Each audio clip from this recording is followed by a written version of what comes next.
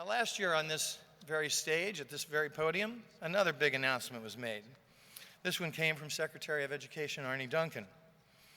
The Secretary spends an enormous amount of time with teachers, especially his teacher ambassador fellows. And through these conversations, it became clear to him, especially as he and I have had the chance to travel the world with the International Summit on the Teaching Profession, that other countries do it differently. It occurred to him that we were draining talent from the classrooms because we were not providing opportunities for teachers to learn to lead in their profession without leaving the classroom. And so at that point, a new initiative was born, now known as Teach to Lead. And we have been involved with him and the Teacher Ambassador Fellows in a number of summits around the country. He promised you a year ago that he would be back and that you could hold him responsible.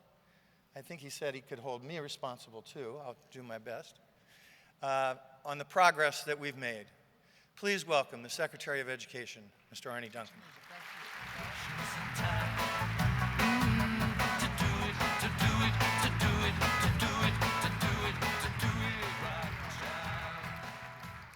It is great to be back. As Ron said, Teach to Lead was an idea that really came from the conversations we had with teachers around the nation who loved being in the classroom, who wanted to help to shape the profession, and somehow we as a nation have not given those opportunities. So over the past year, we had some great ideas, we had lots of hope. We weren't quite sure what would happen. The past year has been truly remarkable. Please take a look at this video and I'll speak for a moment after that. House lights go, video roll. I've heard from too many teachers who are tired of the heartbreaking choice between serving their students and serving their profession. It's assumed that experience and innovation and talent mean moving out of the classroom. I want a school where talent and expertise and innovation mean opportunities to lead from the classroom. And that's why Ron and I are working together on an initiative that we're calling Teach to Lead. Teach to Lead is allowing teachers to lead without leaving the classroom. Giving teachers the opportunity, or us as teachers taking and creating the opportunity to lead without having to leave the classroom is key.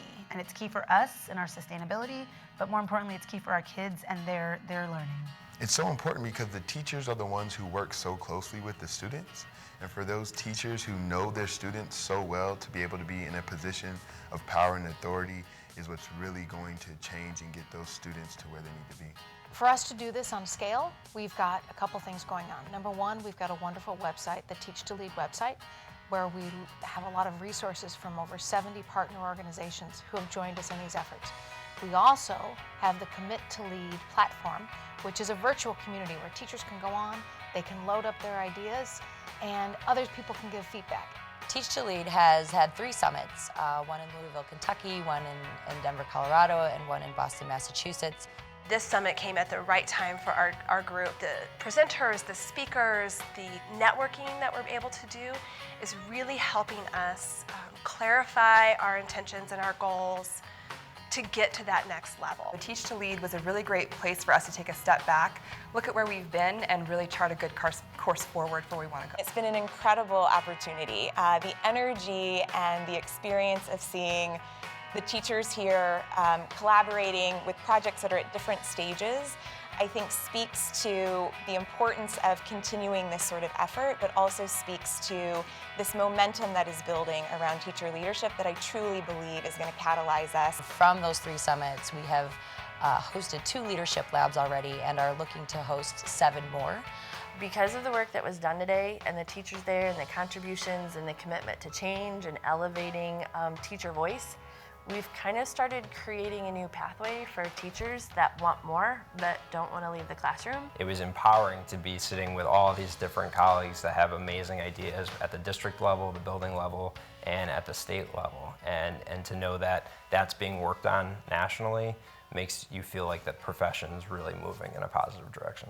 We're doing all of this to get a really good, strong movement in teacher leadership going forward, because we know that the best ideas in education are often borrowed or stolen from another teacher, and that somewhere out there in a classroom or in a school are teachers who have the ideas that really can transform the system, if we can just raise their voice up to a level where it can be heard by people who are also making policy and who can spread what they're doing to a systems type level.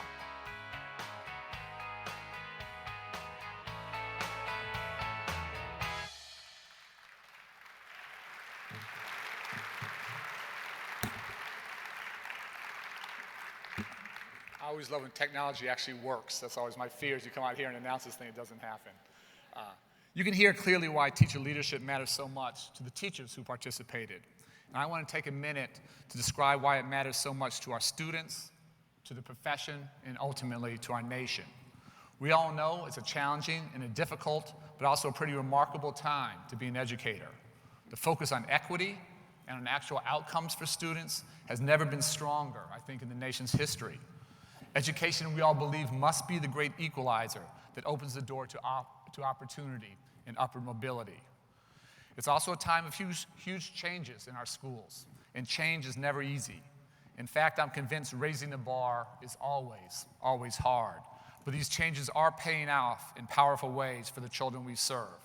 And thanks to your hard work and the hard work and commitment of our students and their families, I'm pleased to report that our nation's high school graduation rate is at an all-time high, 81%.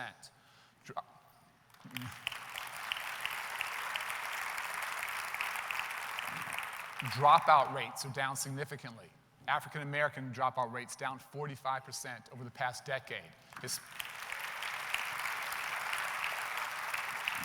Hispanic dropout rates cut in half, from 28% to 14%. And most encouragingly to me, with higher graduation rates and lower dropout rates, between just 2008 and 2012, that meant more than 1.1 million additional students of color, not just graduating from high school, but going on to our nation's universities.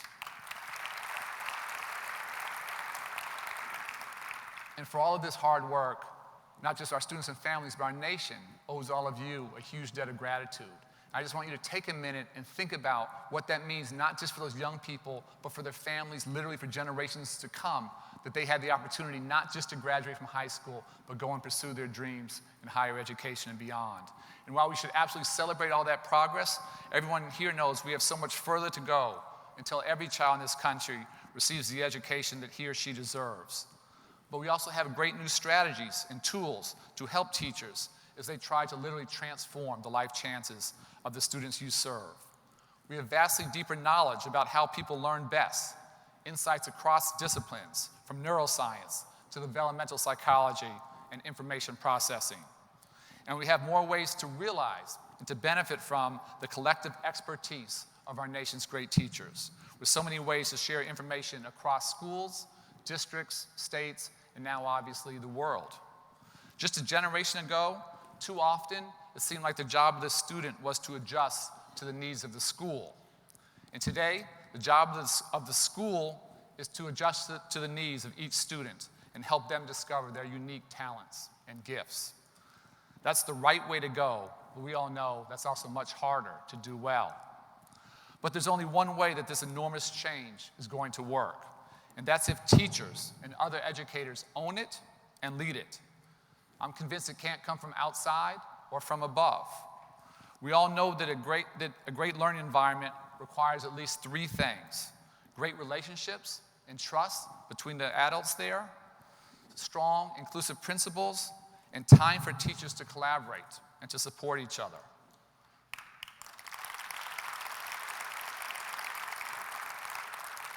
Those ideals are easy to articulate, but how we actually do those things so that all children in America experience the types of magical learning environments they deserve, that's the challenge. That's the central challenge of today. And the answers as to how to solve those challenges, again, I'm convinced, has to come from you. And that's why, as Ron said, a year ago, with the National Board as a fantastic partner, we announced Teach to Lead. Teach to Lead was designed to promote opportunities for teacher leadership that improves outcomes for students by first, fostering meaningful leadership opportunities for teachers, and second, growing a national community of practice and conversation around the future of the very profession itself. Ultimately, it's about lifting up and strengthening the profession of teaching, not just here in the United States, but as we move forward, you'll hear about that across the globe. From day one, a year ago, this has been teacher-designed and teacher-led in every way, including by the teacher leaders in our own organizations. Teacher Ambassador Fellows at the Department of Education and the exceptional teachers here on the National Board team served as the architects of this work. Our goal was never to invent teacher leadership or to try to define it. Lots of great work has been happening in pockets across the country for years. But everywhere I traveled, I heard the strong desire, even the demand, to move beyond these isolated islands of creativity and collaboration. We responded to that call from teachers, and once the platform was built, teachers across the country made it what it's become. It is succeeding only because teachers have taken the lead.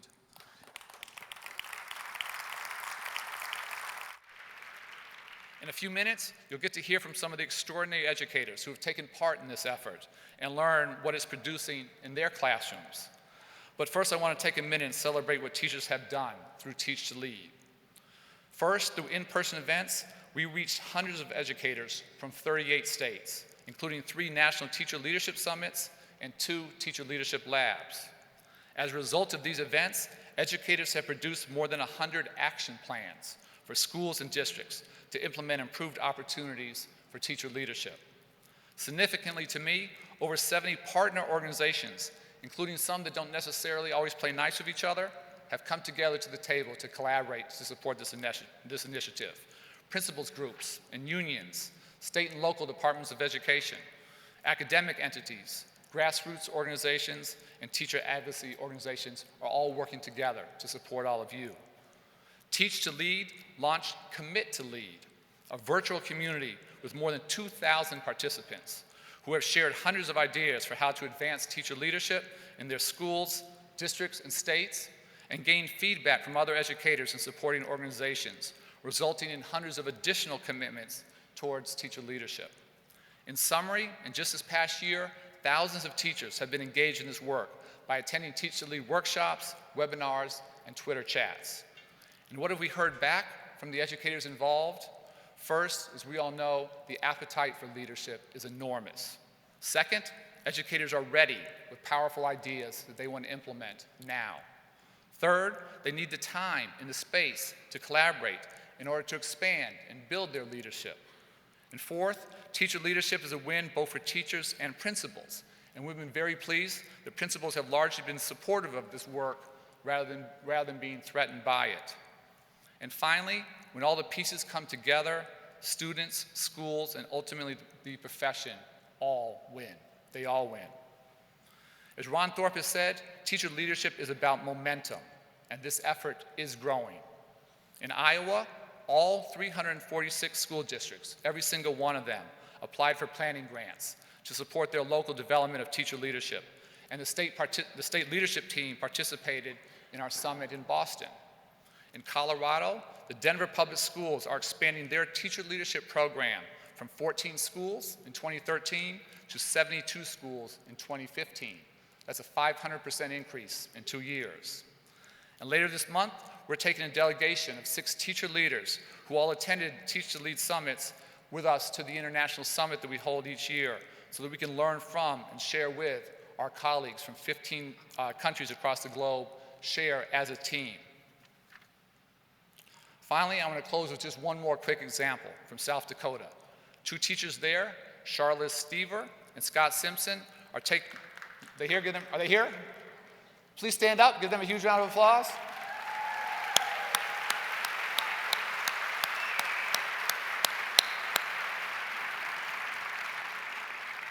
Charlotte and Steve are working together to launch the CoTA Project. And you heard from Jody earlier, everyone here knows the tremendous challenges and the desperate need to better educate our Native American children. When you travel to Indian country and the reservations, unemployment is sometimes 50, 60, 70, even 80%. It's staggering. Alcohol abuse, suicide rates are sometimes staggeringly high. It's often difficult to retain teachers in those communities. And many of the teachers do not come from the community, and the need for greater cultural competence is profound. So instead of being overwhelmed Instead of just admiring the problem, Sheila and Steve stepped up, and they were determined to fix it and find a way to make a real difference. And together, they attended a Teach to Lead summit to make their ideas more concrete. It's obviously still early, but the connections that they made have had some pretty exciting new developments. They found educators from Oklahoma, and Montana, in New Mexico, in Wyoming, who are all trying to solve very similar challenges in their schools, in their communities. They're now working with the national board here to get more Native American educators board certified. And they made connections with the Literacy Foundation in Australia that has been making ebooks in the home languages of Indigenous children.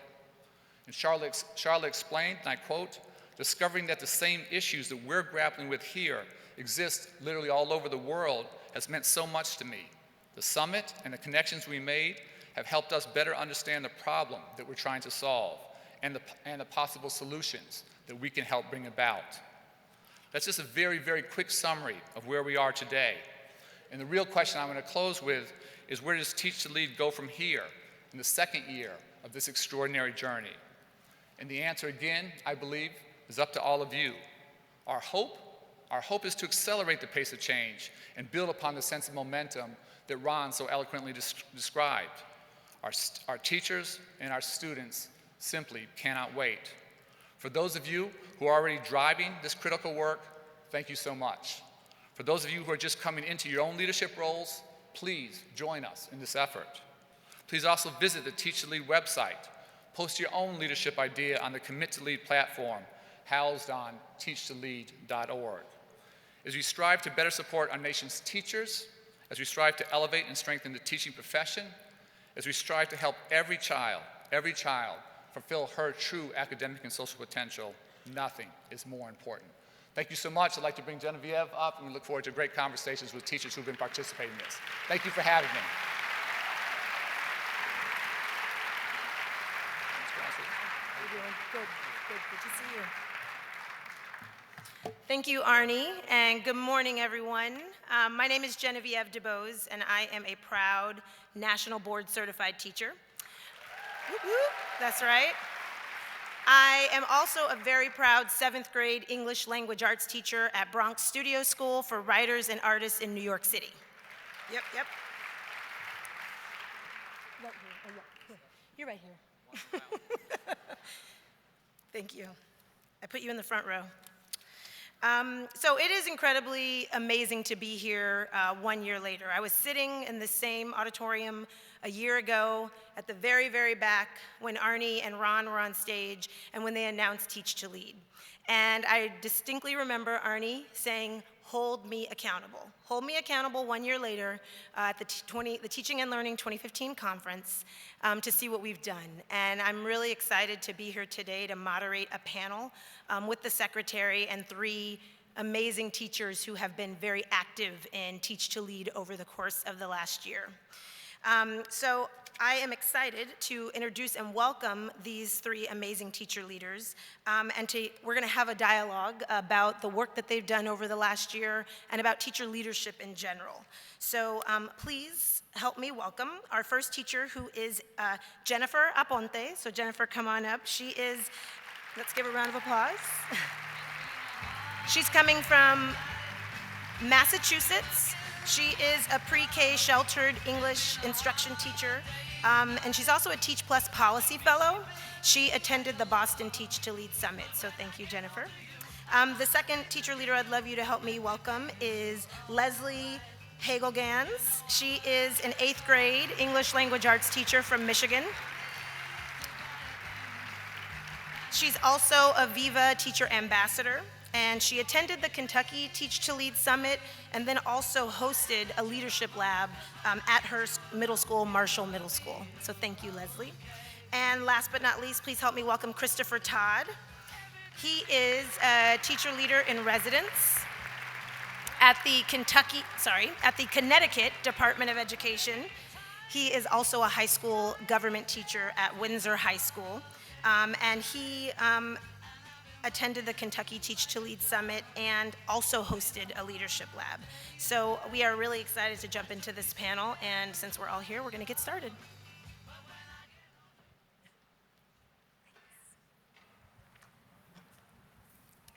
my mic on? Yes, okay, wonderful. So like I said, we are here to have a dialogue, and this really is a conversation between 3 teacher leaders and, well, 4 of us, 4 teacher leaders and Arne. And I just wanted to start by giving us each a chance to share a little bit about our Teach to Lead ideas and how it's been. So Jennifer, if we can kick off with you. So I work in Boston, and my plan has to do with equity. Each state is creating an equity plan to really analyze and address the inequitable distribution of high-quality teachers to low-income students and students of color. So I'm working with my group through Teach Plus. We're current teachers all working in different schools and even different districts in Massachusetts. And what most importantly brings us together is our passion around equity. And we want to inform this equity plan and really bring it from paper to implementation and really make some serious change for the kids who need it the most. So taking that idea, I took that idea to the summit in Boston. I'm gonna be honest, I didn't know what to expect. I was encouraged to apply to the summit through Teach Plus, and we arrived with a really rough policy brief that outlined our recommendations, and what we got from the summit, what we received was amazing. 3 key factors in what the summit offered us. The first being skill development. We're teachers, we have stories, we're the experts in what we do. Did I necessarily know how to push teacher leadership? Do I have the skills dedicated and around teacher leadership? I'm working on that, and I was able to work on that at the summit. Particularly, what really stood with me on what I remember from the summit was learning how to pitch your idea to different audiences and with different time frames or in different time frames. What we also got from the summit was support and the opportunity to network.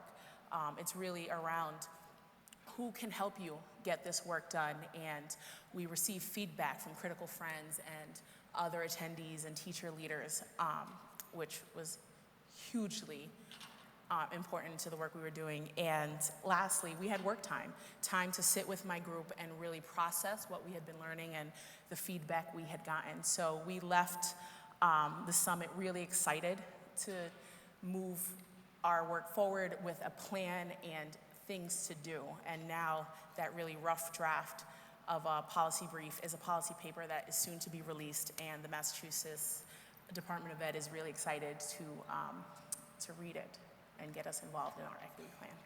Awesome, thank you. So Leslie, your idea was actually chosen you hosted one of the first leadership labs, and can you talk a little bit about your idea and how being involved with Teach to Lead helped you advance your work? Sure. So our project is called the IF Project. The IF in the IF Project stands for Intervention Focus, and it was driven by this philosophical question: what if every child succeeded?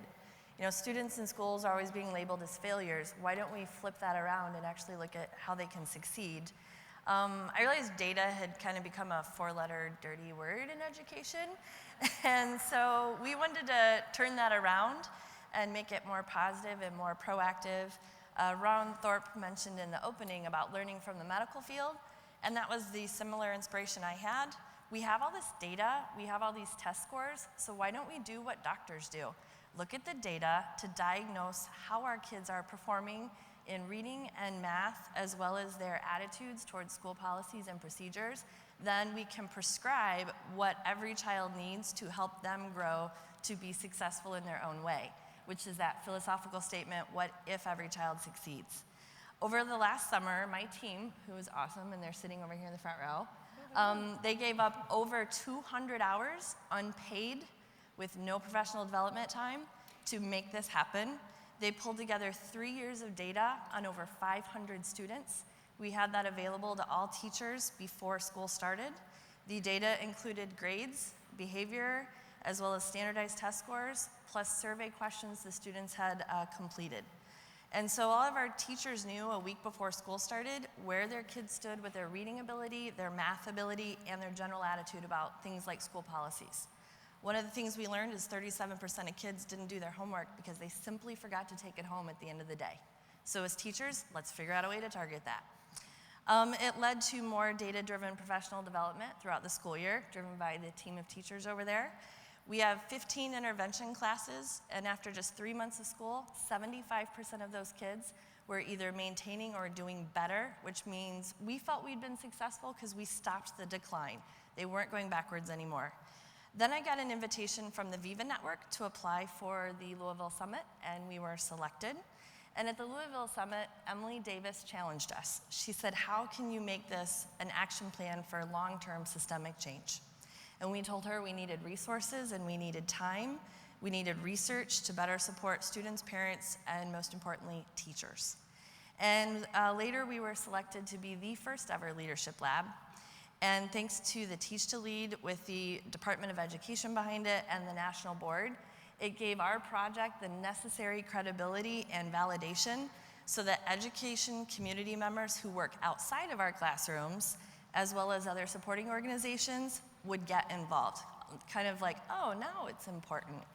And personally, what I've really enjoyed from the Louisville Summit, the Teach to Lead initiative, the Leadership Lab, has been watching my team develop in their leadership skills and step up and just become awesome. Awesome. Yeah, thank you.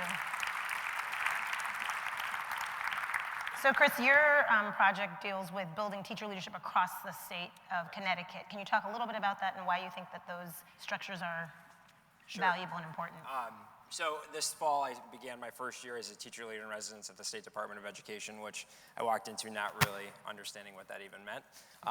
So my colleague, Chris Poulos, and myself really looked at what is something, what's an action plan, what's something we can look at. And the Connecticut State Department has a great history of reaching out and engaging educators, but what we realized was there was no mechanism in place to really make that happen.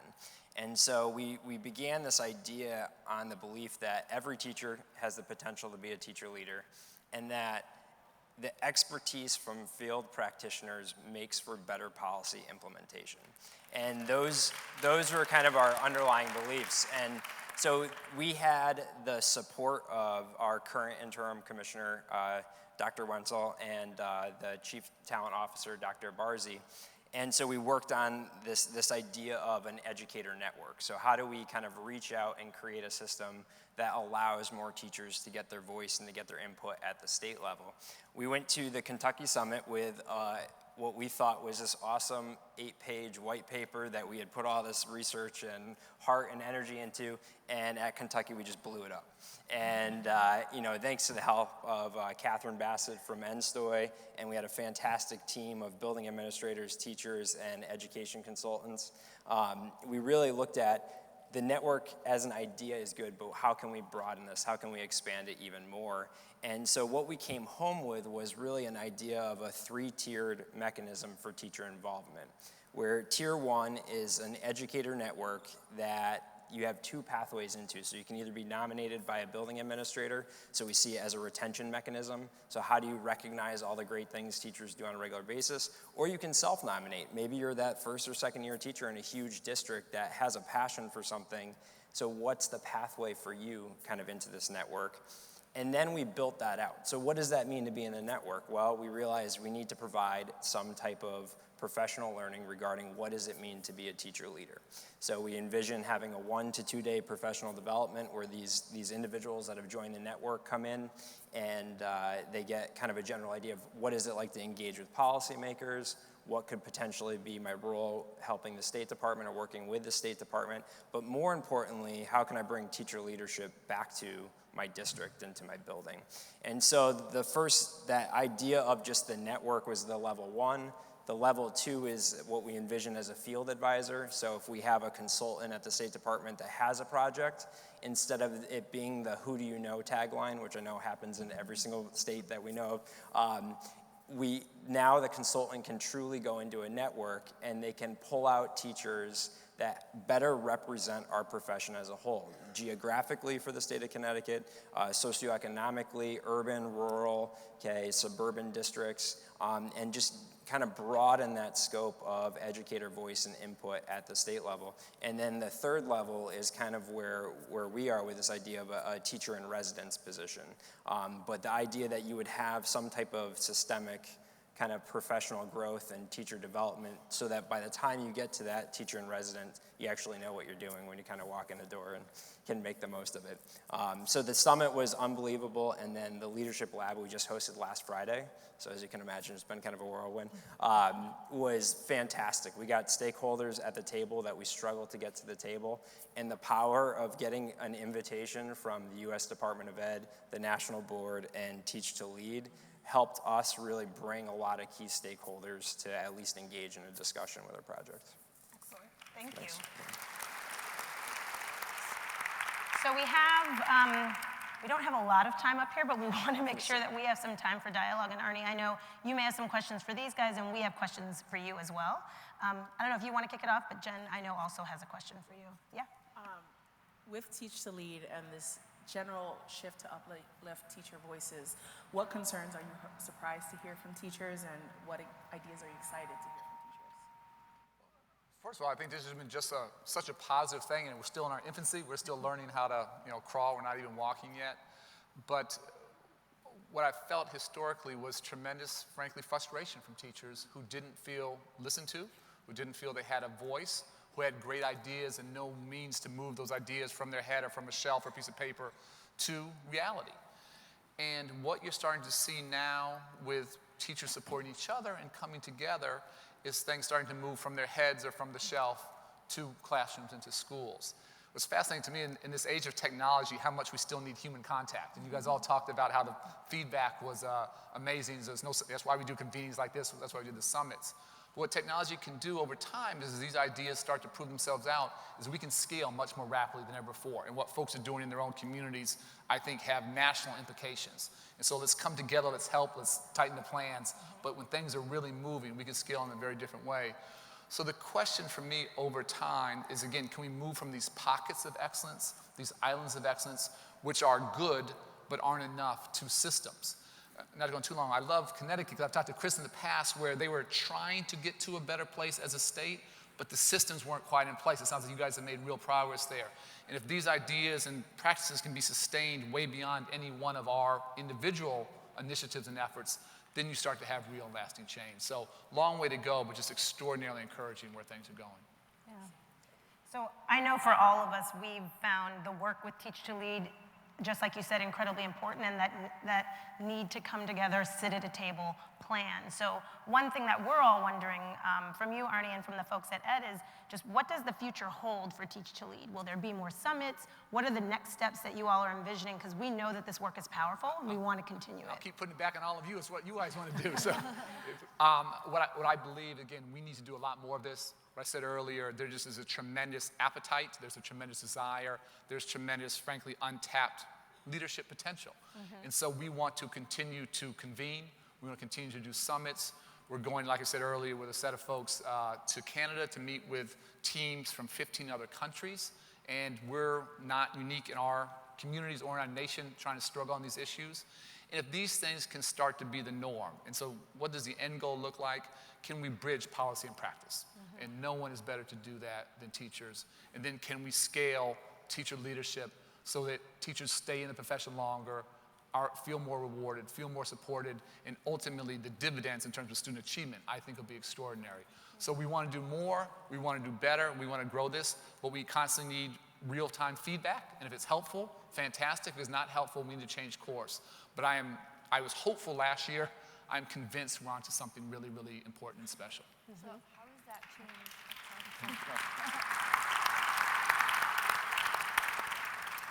How is that change in defining this role of a teacher leader possible without a legislative mandate or a federal mandate or some kind of legal action? Thought a lot about this. I'm not sure if federal mandates or legislative mandates would actually help this. It could actually break this movement. And the fact that it is more organic, the fact that we are evolving and learning, this is going to take very different shapes in very different places, I actually see that much more as a strength than as a weakness. And the day we try and mandate this from Washington, I think it probably falls apart. So rather than mandates, what we have to do is we have to think very differently. Like, we know we underinvest in professional development in terms of money and time. We also know that the money we do spend is largely poorly spent. And we don't have a ton of new money coming. Frankly, we have a very difficult Congress, so I'd be lying if I said we had a huge new pot of money behind us. But can we use existing money very differently? And whether it's Title I money or Title II money, where we put out billions of dollars each year, is that really making a difference in your lives? Is it really transforming students' lives? And so top-down mandates, legislation, I don't think that's the answer. I think us thinking about how to be much more flexible and creative and entrepreneurial, and where we're seeing real excellence, finding resources, existing resources to bring behind this. The final thing I'll say is there's huge interest on the philanthropic community, the private sector, so this doesn't have to just be public dollars. These public-private partnerships, I think, can help to really drive this. And that's where the leadership labs were so key, because it brought those organizations in who want to help but didn't know how to help. Thank you. Secretary Duncan, with the idea of shifting funding, has there been discussion of individual teachers or small cohorts of teachers? I mean, we've seen there's thousands of great teacher leader ideas. Has there been any thought of an individual or small group of teachers actually being able to apply for grants and instead of going through a district or state kind of initiative? There's been a lot of thought about that. And we haven't solved it, so we need to keep talking. But just the big picture, Title II money, which is professional development money, again, not enough. But our budget each year, we put out $2.5 billion to states and districts. And when I say that to a room full of teachers, they usually laugh or cry because they're not feeling it. So the question is, I don't want to say the word bypass, but how with states and districts can you make sure existing resources are getting to teachers that are really doing things in a very different way? And it's got to be, frankly, a lot less professional development in rooms like this and a lot more job embedded with you guys helping each other. And how we challenge folks to use those resources, and again, the dollars aren't the answer, but the dollars buy the time. They buy the collaboration. They buy some folks to come in and help. And so we need to do a better job of figuring out how we get resources directly to teachers who are leading this. We haven't perfectly figured it out, but we're still struggling with it. Thank you. Excellent. So thank you. I know that this was a very short conversation and hopefully the beginning of future conversations, but I wanted to just end by encouraging all of us in the room and literally getting a one-sentence soundbite, because Ron is coming up to the stage right now, from each of our teacher leaders. What advice do you have for folks in the room who want to get involved with Teach to Lead? Like one sentence or less. The power of working collaboratively with stakeholders is unbelievable. So if you get a chance, get them in. Be creative with using your resources. Don't just sit around the lunchroom complaining about how you're going to handle stuff. Start looking for some creative solutions with what you've got. Seek opportunity, and obviously if you're here, you do seek opportunities, so going back to your other teachers and getting more buy-in from those that you work with and those in your district and your state. Awesome. And just quickly, I always say, if there's a seat at the table, grab it. If there's not a seat at the table, make your own table. And we need you guys to step up. Thank you so much. So this work continues, and I think we can take the Secretary on his word that he'll be back again next year to report on this. We have... Can I stop you 1 second? Yeah, sure. You're the Secretary. I'm gonna wing this for 1 second and don't throw tomatoes at me. But we'll spend a little bit of time here talking about the leadership of all of you.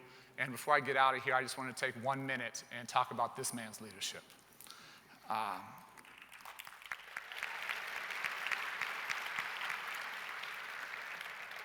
For decades, thousands and thousands of people in this country have benefited from and relied upon Ron Thorpe's wisdom, his ideas, and his commitment. And I just thought it was appropriate for us to take a minute now and say thanks. Visionary is a word that's sometimes overused, but in Ron's case, I think is exactly the right one. He's deep in the understanding of this field, not just for our nation, but across the globe. And he's helped us understand why med schools and ed schools have to have more in common. One profession works to save lives, the other to transform them.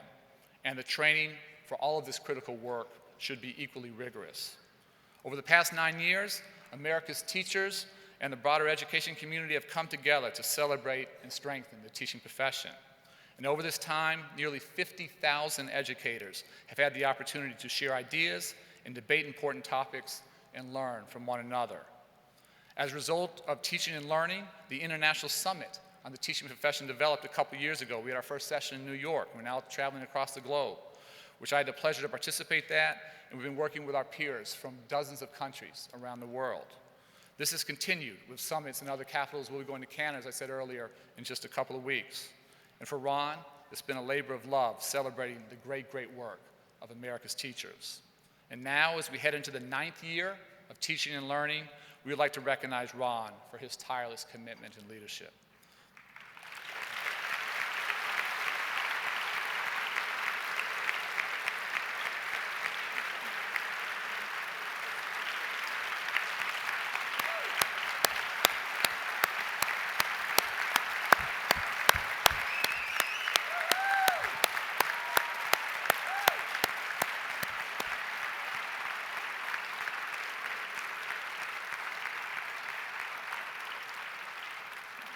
To be an accomplished teacher, one has to commit to a lifetime of learning.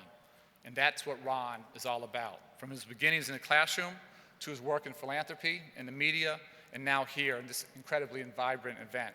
Ron knows and appreciates that teachers and educators deserve conferences like this, filled with chances to learn from one another. Ron's been the genius behind bringing the World's Fair, the Davos of education, to tens of thousands of educators. And perhaps most fundamentally, Ron knows that it's not enough to believe in the potential of great teaching, that it takes tireless and committed effort to realize that hugely important potential. And I'm so grateful to call Ron a friend, a partner, and his integrity and his courage inspire me every single day. It's because of his bold vision that I think we all should honor Dr. Ronald Thorpe with the National Board's first ever Award for Distinguished Service in Teaching and Learning. Please give Ron another huge round of applause.